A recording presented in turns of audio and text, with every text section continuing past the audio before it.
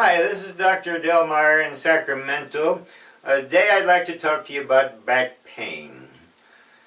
Back pain is one of the more common, if not one of the commonest cause for going to the doctor. And in the past, always considered cough was the most common symptom, but I think back pain is running a close second these days, with a number of people coming in with back pain and other arthritic joint pains. Really not arthritic, but most of this is trauma in the younger age group. So it's the most common cause of loss of work, though, people calling in sick. And so the symptoms are a backache, then you can have pain going down into your legs, radiation into the legs, and losing flexibility of the spine. One loses the flexibility of the spine and stiffness and loss of range of motion, but most back pains are self-limiting and last about 3 days to maybe a week or two, and respond to routine home remedies. And so if your back pain doesn't go away when you're lying down and put the back at rest, then you may need to look further. But basically taking Motrin or Tylenol or any of the other analgesics, non-steroidal anti-inflammatory drugs, naproxen, there's about 40 plus on the market now. And they're all do about the same, so you just have to pick up the one that's best for you and doesn't upset your stomach the most, and along with rest and range of motion. Most of these clear away quite readily. Range of motion is very simple. You can find all kinds of complicated range of back exercises, but basically moving your back in the 4 directions, forward, backwards, sideways, and then rotating. And you do those 6 motions every day, several times a day. That's good exercise for backaches, and it's also good range of motion exercise for normal back. And you see more and more people doing this when they're at their desks or standing up, especially in the days of computer. Back pain is frequently caused by strains and lifting heavy objects, but it can also occur sitting at the desk. I remember one time I developed back pain when I was doing a lot of desk work, on the keyboard work every night, 4 or 5 hours. And tremendous back pain, and my daughter says, oh, well, maybe it's sitting that's doing this, you get up more. And sure enough, getting up and doing the range of motion of my back took care of the back pain with just a little bit of analgesics at times. The back is a very complicated structure of bones, muscles, ligaments, tendons, and the disc between each vertebra.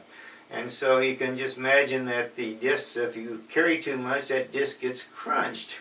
And if it gets crunched and pushed out against the nerves, then that's called a herniated disc. And so that's a structural change. Most back pains are strains and sprains, and so the x-rays and everything else is going to be normal, and there's not going to be any disability then.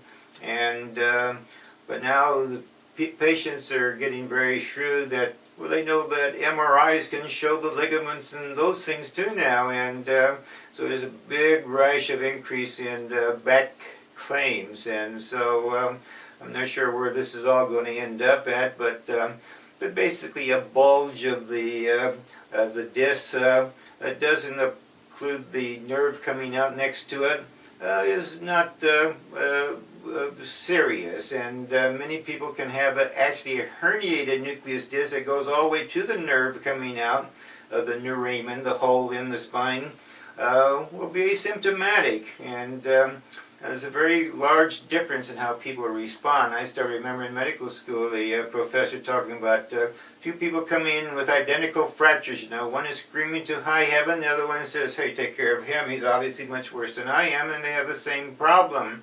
And that's just different in response, and that's why pain is such a difficult thing to objectify as far as disability or even Social Security benefits. Structural problems include sciatica. That's a very common thing that everybody knows. I have sciatica. The sciatic nerve is the longest nerve in the body. It goes from the spine all the way down to the tip of our toes, and so it's a very common thing that gets injured, or hernias discompress and can cause pain or numbness and tingling down into the feet. And so those are abnormal skeletal structures, and so those are real things that need to be fixed or looked at closely. What are the risks of backaches and these diseases? Well, obviously the biggest risk is obesity. You can imagine somebody who's 100 pounds overweight.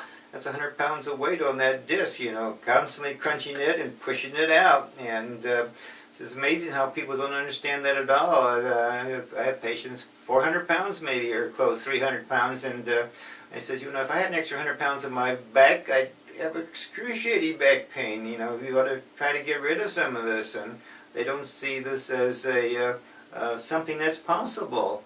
And so it's very important to look at the weight and get that down. Other risk factors would be strenuous weight. Remember the old days when the garbage guys picking up lift the 60-pound cans and put them into the garbage truck.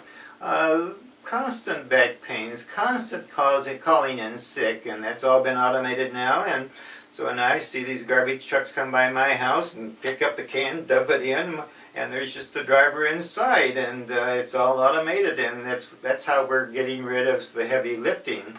People that work in a warehouse have to lift 100 pounds or 80 pounds of cement or other things on a constant basis. That's putting pressure on the disc, and they have a high incidence of back pain. Other risk factors which might be of interest is female is a risk factor, and women get pregnant. It puts an unusual amount of strain on the back, and they also sometimes wear high heels, and that puts a different strain on the back. And so being feminine goes with that risk as significant. So that's it for today, and so until next time, be sure to listen to our channel and post your comments and questions. Until next time, take care.